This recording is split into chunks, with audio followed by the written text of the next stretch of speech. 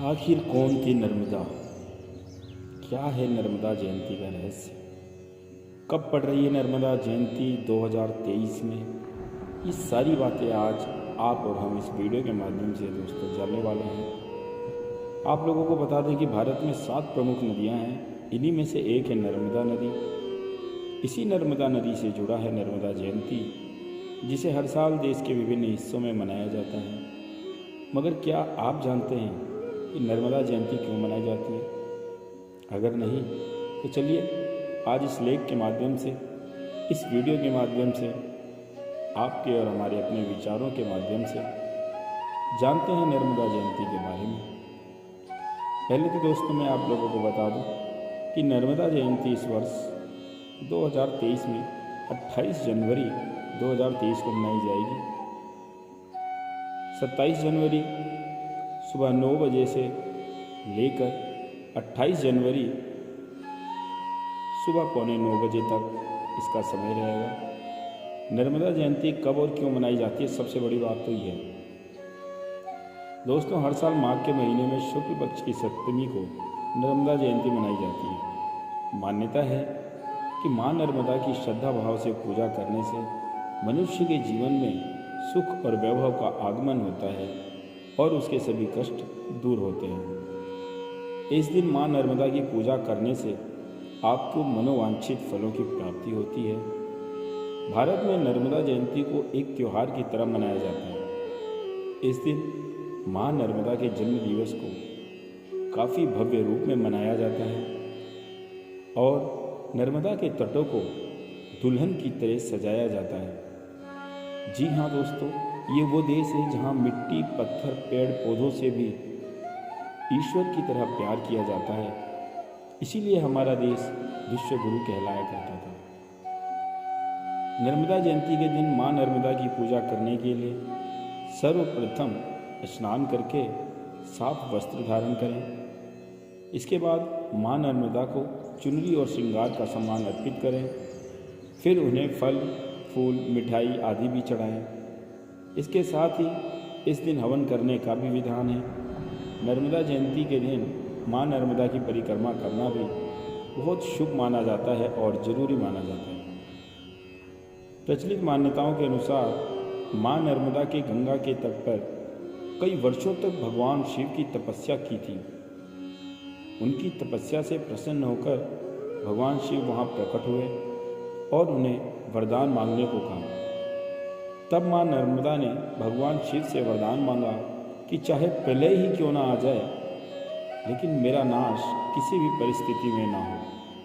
मैं ही पृथ्वी पर एकमात्र ऐसी नदी रहूं जो सभी पापों का नाश कर सके। मेरा हर एक पत्थर बिना किसी प्राण प्रतिष्ठा के पूजनीय हो और मेरे तट पर सभी देवी देवताओं का निवास रहे। दोस्तों, कितनी बड़ी बात है, एक बार ध्यान से सुनिए आप सभी लोग कि क्या वरदान मांगा था नर्मदा ने।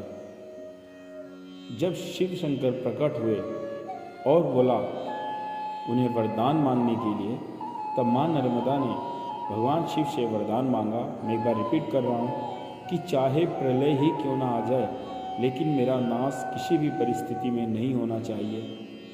मैं ही पृथ्वी पर एकमात्र ऐसी नदी रहूं जो सभी पापों का नाश कर सके। मेरा एक एक पत्थर बिना किसी प्राण प्रतिष्ठा के पूजनीय हो और मेरे तट पर सभी देवी देवताओं का वास रहे। भगवान शिव से मिले वरदान के कारण ही नर्मदा नदी का कभी नाश नहीं हुआ। नर्मदा नदी के हर एक पत्थर को शिवलिंग का रूप माना जाता है और इन्हीं के तट पर सभी देवी देवता निवास करते हैं। इतना ही नहीं, ऐसा कहा जाता है कि नर्मदा नदी के दर्शन मात्र से ही सभी पाप नष्ट हो जाते हैं। दोस्तों, एक पौराणिक कथा के अनुसार जब देवताओं ने अंधकासुर नाम के राक्षस का वध किया था, तो उस समय राक्षसी वध करने के दौरान देवताओं ने कई पाप किए थे, जिस कारण सभी देवता पाप में लिप्त थे। वो अपने पापों का प्रायश्चित करना चाहते थे, लेकिन उन्हें इसका कोई विकल्प समझ में नहीं आ रहा था। तब उन्हें महादेव का स्मरण आया और उन्हें ज्ञात हुआ कि सिर्फ भगवान शिव ही उन्हें इस मुश्किल से बाहर निकाल सकते हैं। यह सोचकर सभी देवता भगवान विष्णु और ब्रह्मा सहित भगवान शिव के पास पहुँचे। उन्होंने भगवान शिव को अपने पाप कर्मों की कथा सुनाई और उनसे विनती की कि वह उनके पाप दूर करने का कोई उपाय बताएं। भगवान शिव उस समय ध्यान में लीन थे, मगर जैसे ही महादेव ने अपनी आंखें खोली तो उनकी आंखें एकदम प्रकाश की तरह चमक रही थी। उसमें से एक चमकता हुआ बिंदु उत्पन्न हुआ और पृथ्वी पर अमरकंटक स्थान के मेकल पर्वत पर जा गिरा। इस बिंदु के गिरने से एक कन्या ने जन्म लिया। यह कन्या परम रूपवती थी। इसका नाम भगवान विष्णु और देवताओं द्वारा नर्मदा रखा गया।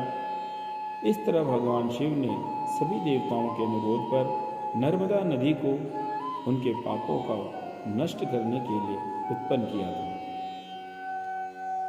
मां नर्मदा के उत्पन्न होने को लेकर एक और कथा प्रचलित है।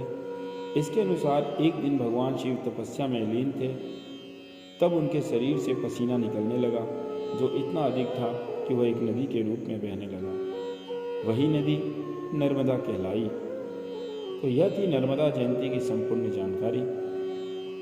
इस लेख में आपने जाना कि कितनी विशेषताओं से पूर्ण है मां नर्मदा और क्यों मनाई जाती है नर्मदा जयंती। दोस्तों, ऐसे ही पौराणिक और सनातन से संबंधित हमारे महत्वपूर्ण प्रसंगों को जानने के लिए हमारे चैनल पर बने रहिए। अगर आपको हमारी बातें अच्छी लगती हैं और हमारी बातों से, जानकारी से थोड़ा भी आपको हेल्प होता है तो वीडियो को लाइक शेयर करके छोटे भाई के चैनल को ज़रूर सब्सक्राइब करें। मैं आपका दोस्त बाबा से प्रार्थना करता हूँ कि आप सभी लोग स्वस्थ रहें। जितने दिन की जिंदगानी परमात्मा ने दी है, सब लोग आनंदमय रहें। आपके माता पिता स्वस्थ रहें। दोस्तों, अपनों के प्यार और ऊपर वाले के आशीर्वाद के साथ जीवन में इसी तरह आप सभी लोग आगे बढ़ते रहें। जल्द मिलते हैं अगली वीडियो में। तब तक अपना ख्याल रखें। जय साईं राम, जय हिंद, जय भारत।